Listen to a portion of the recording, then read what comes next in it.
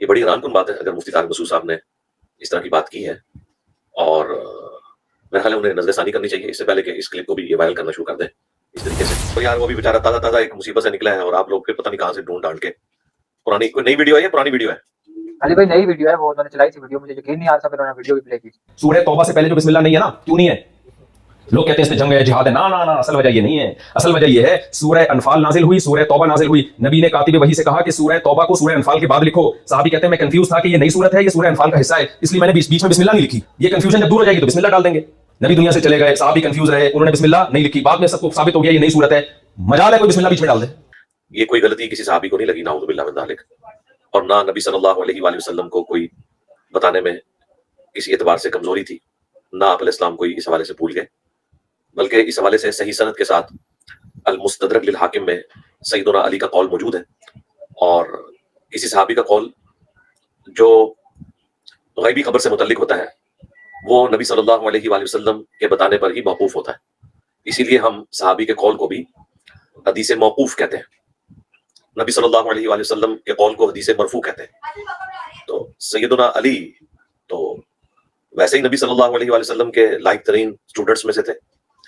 ان کا قول صحیح سند سے المستدرک الحاکم میں موجود ہے کہ جب ان سے پوچھا گیا کہ سورہ توبہ سے پہلے بسم اللہ کیوں نہیں ہے، تو انہوں نے فرمایا کہ مشرکین عرب کے لیے یہ سورت ننگی تلوار بن کے نازل ہوئی، اس کے آغاز میں بسم اللہ کیوں کر ہو سکتا تھا، کیونکہ اس میں تو اللہ تعالیٰ کی صفتیں رحمان اور رحیم ہوتی ہیں.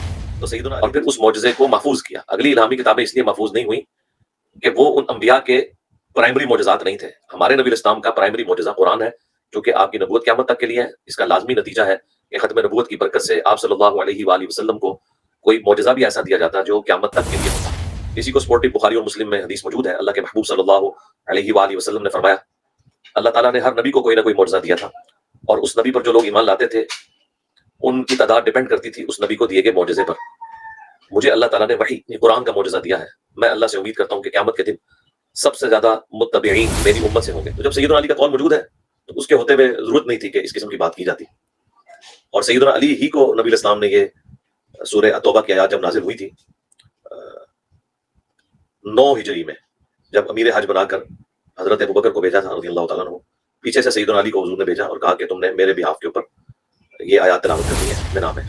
پر ان شارٹ یہ ہے کہ مفتی طارق مسعود صاحب کی اگر یہ ویڈیو آپ لوگوں نے وائرل کر دی ہوئی ہے، آپ سے مراد ہے جن لوگوں نے آپ سے پوچھا ہے، ہم تو یہ حرکت نہیں کرتے کہ اس طریقے سے کسی کو ونریبل کریں، لیکن جو چیز آ چکی مارکیٹ کے اندر ایٹ لیسٹ جواب دینا ہماری ذمہ داری ہے. تو میں ریکویسٹ کروں گا کہ وہ ویڈیو اگر آپ کے پاس موجود ہے بلال بھائی تو وہ اس کے سٹارٹ میں اٹیچ کریں.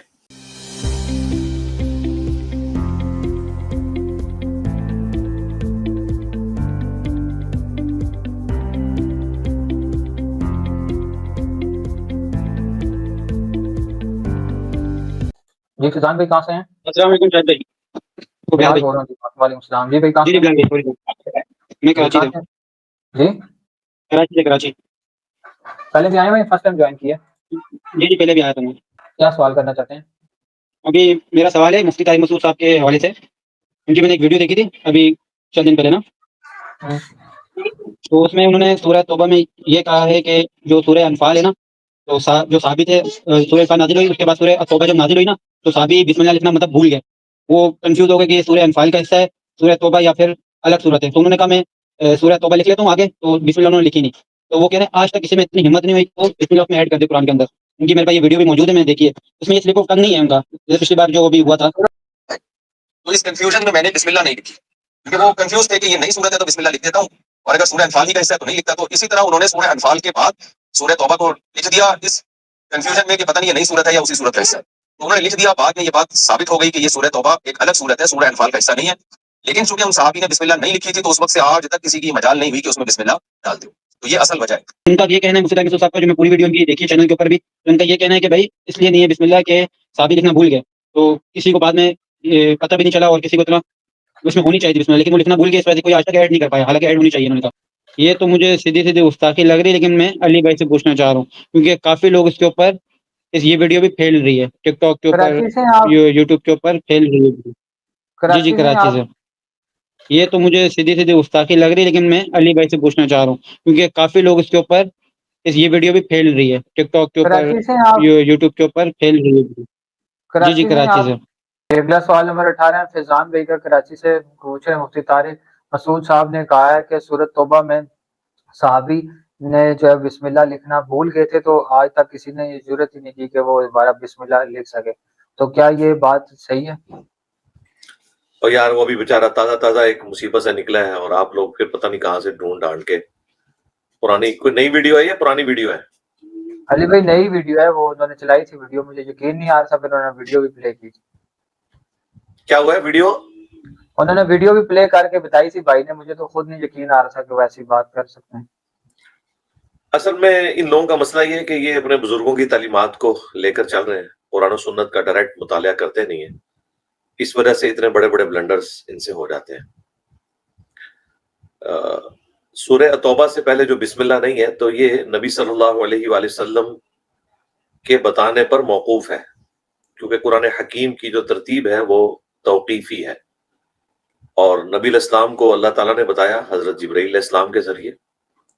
ये कोई गलती किसी सहाबी को नहीं लगी, नाऊज़ु बिल्लाह मिन ज़ालिक, और ना नबी सल्लल्लाहु अलैहि वसल्लम को कोई बताने में किसी एतबार से कमजोरी थी, ना आप अलैहिस्सलाम कोई इस हवाले से भूल गए, बल्कि इस हवाले से सही सनद के साथ अल मुस्तदरक लिल हाकिम में सैयदना अली का कौल मौजूद है।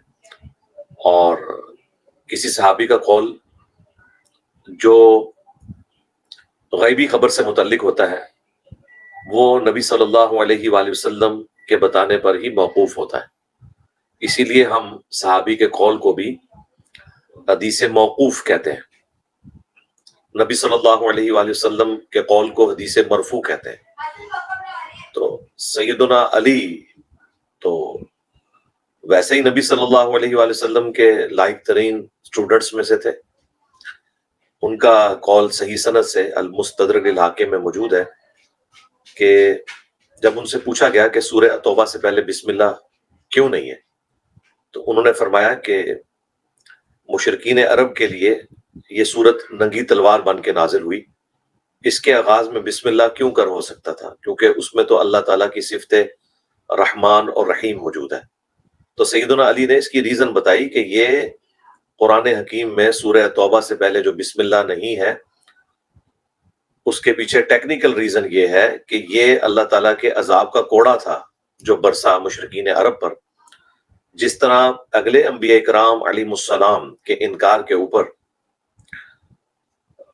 उनकी कौमों पर अल्लाह की तरफ से अजाब आता था, इसी तरह का अजाब हमारे महबूब सल्लल्लाहु अलैहि वसल्लम के इनकार पर भी मुशरिकीन अरब पर आया, लेकिन इस दफा उसकी शक्ल तब्दील हो गई।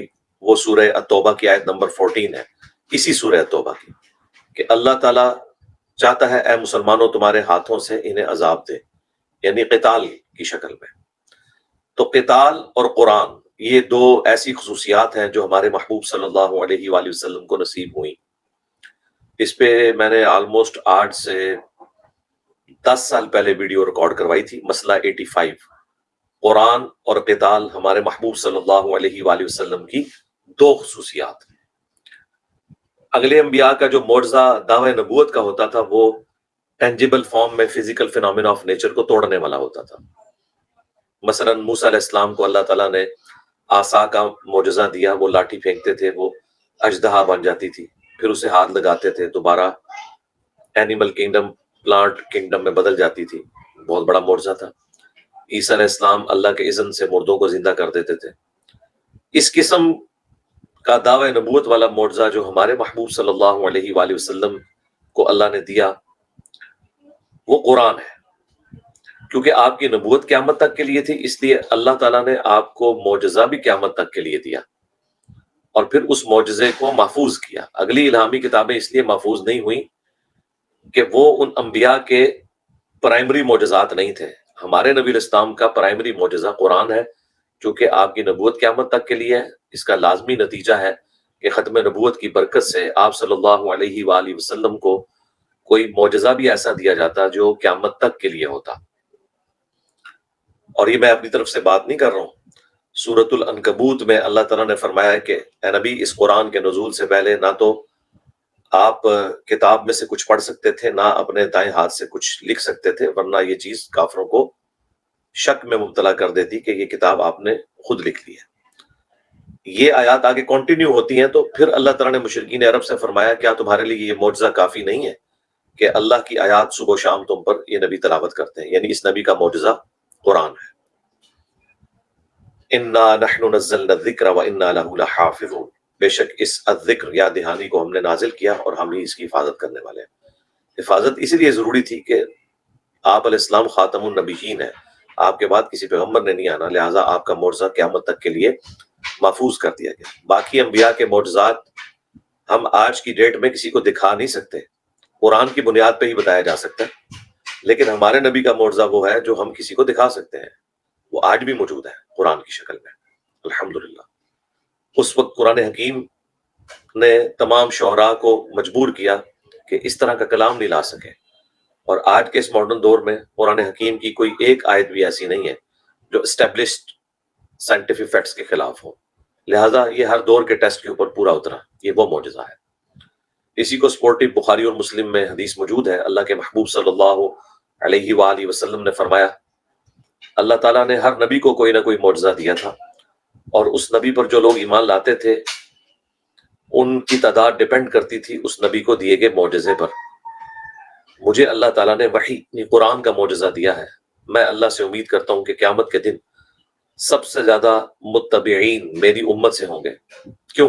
کیونکہ آپ کا معجزہ سب سے بڑا ہے، اور وہ بخاری مسلم میں آیا کہ جنتیوں کا نصف امت محمدیہ سے ہے صلی اللہ علیہ وآلہ وسلم، کیونکہ آپ کا معجزہ سب سے بڑا ہے، قرآن معجزہ ہے۔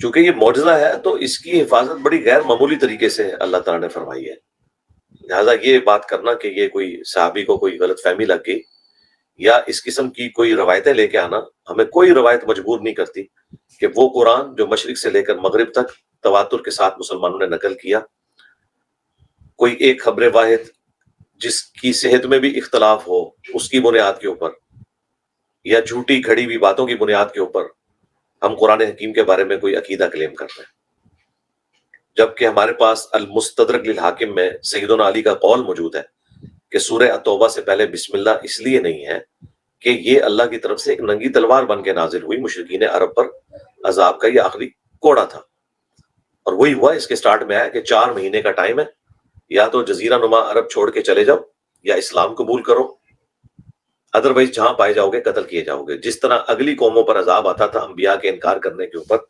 نوح علیہ السلام کی قوم پر عذاب آیا، ہود علیہ السلام کی قوم پہ، موسیٰ علیہ السلام کے مخالفین کے اوپر، نبی علیہ السلام کے کیس میں بھی ایک رسول کا انکار تھا نا، اور پیچھے پوری تاریخ تھی آلموسٹ 22-23 سال کی، تو عذاب تو آنا تھا۔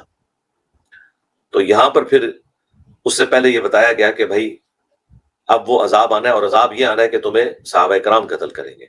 سورہ توبہ کی ہی آیت نمبر 14 ہے کہ مسلمانوں کے ذریعے اللہ تعالیٰ عذاب دے گا، اور یہی اسلام میں جہاد اور قتال کی حکمت ہے۔ ان آیات کو آج کی ڈیٹ میں ایکسٹراپولیٹ کر کے سنی شیعہ کا ایک دوسرے کو قتل کرنا، یا مسلمانوں کا کافروں کے خلاف غیر ضروری قتال والا معاملہ کرنا عام شہریوں کے اوپر، تو وہ اسے ایکسٹراپولیٹ کرنا یہ بالکل قرآن و سنت کی تعریف کرنا ہے۔ وہ نبی الاسلام کے لیے اسپیسیفک تھا، یا اس کے بعد صرف ان لوگوں کو حق حاصل ہے دنیا میں امن کے لیے، ظلم کے نظام کو ختم کرنے کے لیے جہاد اور قتال کریں دوسری قوموں کے ساتھ جنہوں نے اپنے ملک کے اندر امن کا نظام قائم کیا ہو۔ یہ صرف خلفائے راشدین کا ہی خاصہ تھا۔ ان کے بعد تو آپ نے دیکھا کہ بھائی بھائی کو قتل کرتا رہا، بنو امیہ میں کس قدر قتل و غارت ہوا، بعد میں بنو عباس میں جو کچھ ہوتا رہا، یہ ایک سپر پاور کا ایک ایکسپینشن والا معاملہ تھا۔ یہ جہاد اور قتال کوئی قرآن و سنت کے مطابق نہیں ہونے تھے بعد میں جو ہوئے۔